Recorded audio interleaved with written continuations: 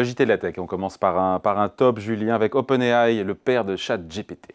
OpenAI qui annonce un chiffre d'affaires record en 2025, 20 milliards de dollars de revenus, je répète, 20 milliards de dollars de chiffre d'affaires, c'est plus de 3 fois ses revenus de 2024 selon sa directrice financière. Pour vous donner un ordre de grandeur, notre champion français de l'IA générative Mistral génère lui 200 millions d'euros de revenus. On est donc sur un rapport de 1 à 100.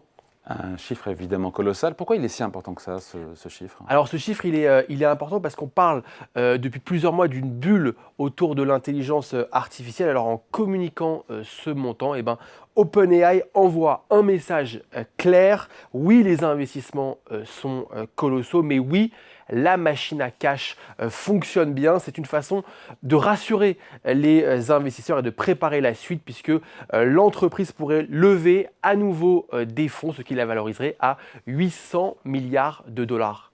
Voilà, on passe à un flop et malheureusement, il est français. Capgemini qui annonce un plan social en France jusqu'à 2400 postes pourraient être supprimés, c'est environ 7% de ses effectifs. La raison, un recul de l'activité du groupe sur le marché français, et Capgemini n'est pas un cas isolé puisqu'on se souvient que Accenture en septembre dernier a annoncé lui aussi des licenciements. Alors le point commun entre ces deux géants du conseil, ça se tient en deux mots, encore une fois, c'est l'intelligence artificielle. Aujourd'hui, les cabinets de conseil font tous le même constat. Avec l'IA, ils peuvent faire la même chose avec moins de monde. C'est l'un des grands paradoxes de la tech en ce moment. L'IA crée énormément de valeur, mais elle bouscule très directement l'emploi qualifié. Allez, autre top pour la French Tech à présent, qui commence l'année très très fort. Avec deux grosses levées de fonds depuis ce début d'année. Première grosse levée de fonds, Harmattan AI, 200 millions d'euros, 200 millions de dollars de levée, financée en grande partie par Dassault Aviation. Harmattan AI, c'est une pépite française de la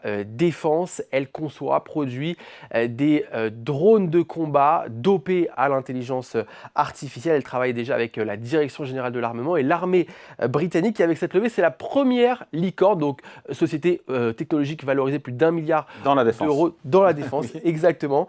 Et puis la deuxième levée marquante, c'est Penny Lane, 175 millions d'euros pour une valorisation de 3,4 milliards d'euros. Petit clin d'œil, puisqu'on recevait le patron de Penny Lane il y a un mois sur ce plateau, Arthur Waller, son fondateur, qui expliquait ne pas vouloir lever d'argent dans l'immédiat, comme quoi dans la tech, David, les plans changent très vite. Ou alors, il ne nous a pas tout dit. Une solution, c'est l'une, c'est l'un ou l'autre.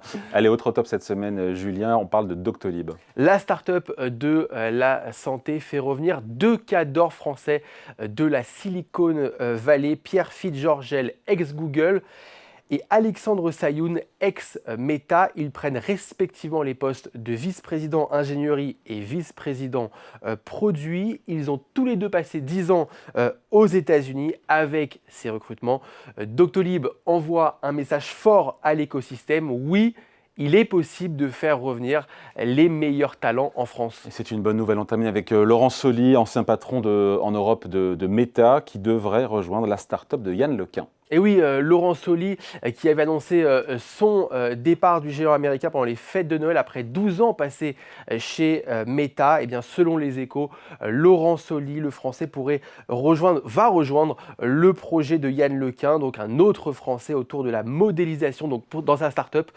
qui est autour de la modélisation du monde physique grâce à l'IA. La start-up donc de Yann Lequin pourrait lever 500 millions d'euros et surtout, elle va être installée dans notre pays. Une bonne nouvelle donc pour tout l'écosystème French Tech. Carrément. Merci Julien.